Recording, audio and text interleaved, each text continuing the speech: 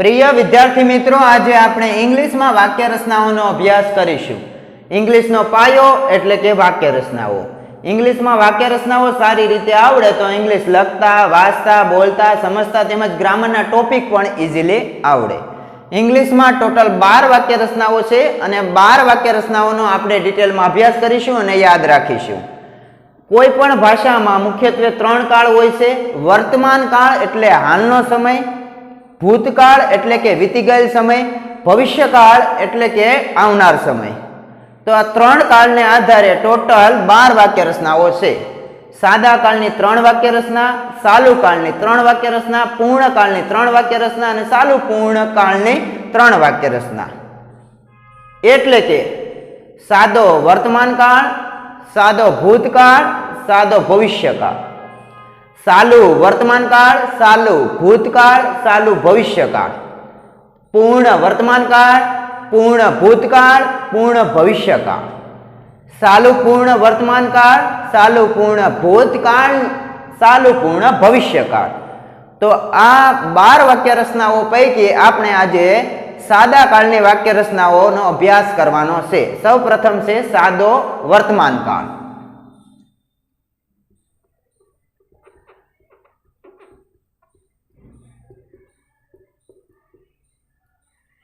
English में बे ज वाक्य रचनाओं छे, कर्ता, क्रियापद, कर्म। आना उपर ज आपणे वाक्य रचनाओं अलग अलग रीते लखीए छीए। बेज एटले के आधार, कर्ता, क्रियापद अने कर्म। क्रियापदनुं रूप बदलातुं जशे एना आधारे आपणे वाक्य रचनाओं मेळवता जईशुं।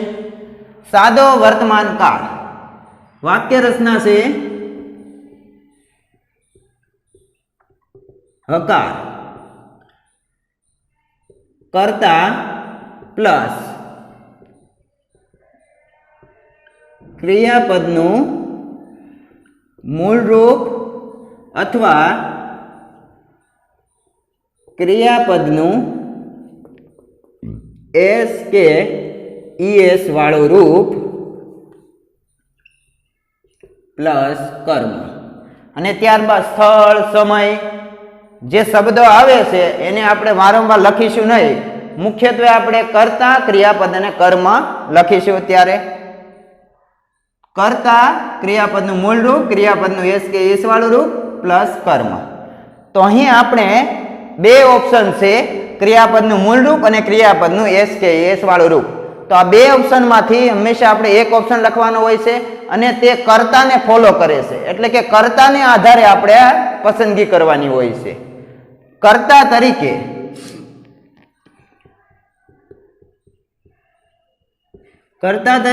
आई, वी, यू, धे अने बहुवचन होय तो आपणे क्रियापदनुं मूल रूप लखीए छीए। क्रियापदनुं मूल रूप आ बधा काळमां उपयोगी बनशे एटला माटे याद राखी लेवानुं छे। आई, वी, यू, धे बहुवचन। आई, वी, यू, धे बहुवचन। आई, वी, यू, धे बहुवचन। एक अक्षर, बे अक्षर, 3 अक्षर, 4 अक्षर अने 5 अक्षर आवी रीते आपणे व्यवस्थित गोठवेल छे। એટલે યાદ રાખવાનું आई, वी, यू, धे बहुवचन। आई, वी, यू, धे बहुवचन। आई, वी, यू, धे बहुवचन। एमनी साथे क्रियापदनुं मूल रूप अने कर्ता तरीके ही, सी, ईट अने एक वचन नाम होय तो एनी साथे आवशे क्रियापदनुं एस के ईएस वाळुं रूप। तो आ थई सादा वर्तमान काळनी वाक्य रचना। कर्ता क्रियापदनुं मूल रूप अथवा क्रियापदनुं एस के एस वाळुं रूप प्लस कर्म। क्रियापदनुं मूल रूप क्यारे आवशे? आई, वी, यू, धे बहुवचन कर्ता तरीके होय त्यारे क्रियापदनुं मूल रूप अने एस के एस वाळुं रूप क्यारे आवे तो कर्ता तरीके ही, सी, ईट एक वचन होय तो क्रियापदनुं एस के एस वाळुं रूप आवे। तो आवी रीते आपणे सादा वर्तमान काळनी वाक्य रचना शीखी छे। हवे जोईए सादो भूतकाळ।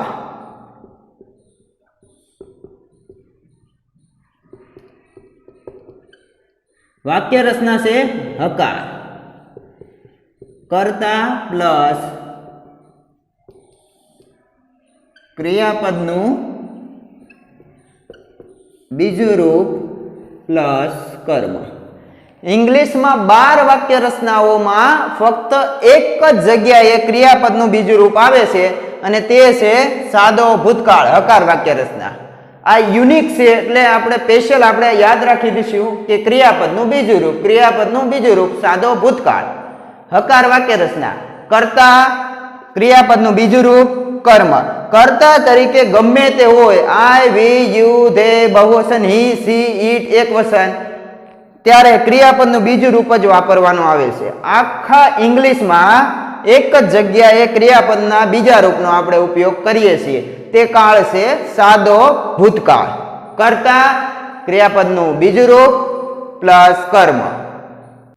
હવે આપણે જોઈએ સાદો ભવિષ્યકાળ.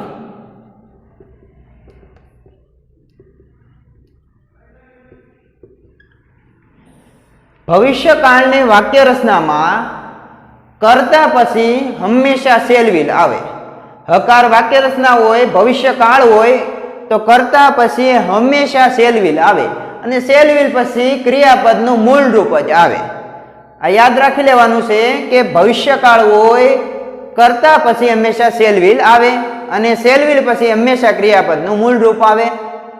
સાદો ભવિષ્યકાળ હોય, ચાલુ ભવિષ્યકાળ હોય, પૂર્ણ ભવિષ્યકાળ હોય, ચાલુ પૂર્ણ ભવિષ્યકાળ હોય તો હકાર વાક્ય રચનામાં કર્તા પછી શેલ વિલ આવે અને શેલ વિલ પછી હંમેશા ક્રિયાપદનું મૂળ રૂપ આવે. તો આના આધારે આપણે હકાર વાક્ય રચના લખીએ. કર્તા પ્લસ શેલ વિલ. ભવિષ્યકાળ છે એટલે કર્તા પછી હંમેશા શેલ વિલ આવશે હકાર વાક્ય રચનામાં પ્લસ શેલ વિલ પછી હંમેશા ક્રિયાપદનું મૂળ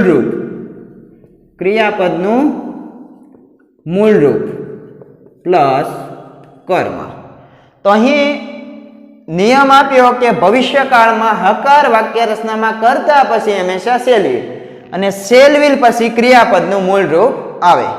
તો આના આધારે વાક્ય રચના બની ગઈ કે કર્તા પ્લસ શેલ વિલ પ્લસ ક્રિયાપદનું મૂળ રૂપ પ્લસ કર્મ. આ નિયમ છે તે ખૂબ સારી રીતે યાદ રાખી લેવાના છે. હકાર વાક્ય રચના ભવિષ્યકાળ કર્તા પછી શેલ વિલ અને શેલ વિલ પછી ક્રિયાપદનું મૂળ રૂપ આવે છે. તો અહીં આપણે 3 વાક્ય રચના જોઈ. સાદો વર્તમાનકાળ, સાદો ભૂતકાળ, સાદો ભવિષ્યકાળ. સાદા વર્તમાનકાળની વાક્ય રચના હતી કર્તા ક્રિયાપદનું મૂળ રૂપ અથવા ક્રિયાપદનું એસ કે એસ વાળું રૂપ પ્લસ કર્મ. કર્તા તરીકે આઈ વી યુ ધે બહુવચન હોય તો ક્રિયાપદનું મૂળ રૂપ અને કર્તા તરીકે હી સી ઈટ એકવચન હોય તો ક્રિયાપદનું એસ કે એસ વાળું રૂપ. સાદો ભૂતકાળ યુનિક છે. ઇંગ્લિશમાં બધી વાક્ય રચનાઓમાં ક્રિયાપદનું બીજું રૂપ એક જગ્યાએ જ વપરાય છે તે છે સાદો ભૂતકાળ. સાદા ભૂતકાળની હકાર વાક્ય રચના કર્તા ક્રિયાપદનું બીજું રૂપ કર્મ. અને હવે જોઈએ સાદો ભવિષ્યકાળ. કર્તા શેલ વિલ ક્રિયાપદનું મૂળ રૂપ કર્મ. તો અહીં આપણે ફોકસ કરવાનું છે ક્રિયાપદના રૂપ ઉપર અને સહાયકારક ક્રિયાપદ. આ શેલ વિલ છે તેને આપણે સહાયકારક ક્રિયાપદ કહીશું. મુખ્ય ક્રિયાપદ છે અહીંયા ક્રિયાપદનું મૂળ રૂપ. તો સાદો વર્તમાનકાળ તો ક્રિયાપદનું મૂળ રૂપ ક્રિયાપદનું એસ કે એસ વાળું રૂપ. સાદો ભૂતકાળ ક્રિયાપદનું બીજું રૂપ. સાદો ભવિષ્યકાળ શેલ વિલ ક્રિયાપદનું મૂળ રૂપ. ટૂંકમાં આવી રીતે આપણે વાક્ય રચનાઓ યાદ રાખીશું અને ખૂબ જ આ ઉપયોગી છે. 3 વાક્ય રચનાઓ જોઈ આપણે. વિદ્યાર્થી મિત્રો, તમને અમારો વિડીયો પસંદ આવ્યો તો લાઈક કરો, શેર કરો, કોમેન્ટ કરો તથા અમારી ચેનલને સબસ્ક્રાઇબ કરો. Thank you.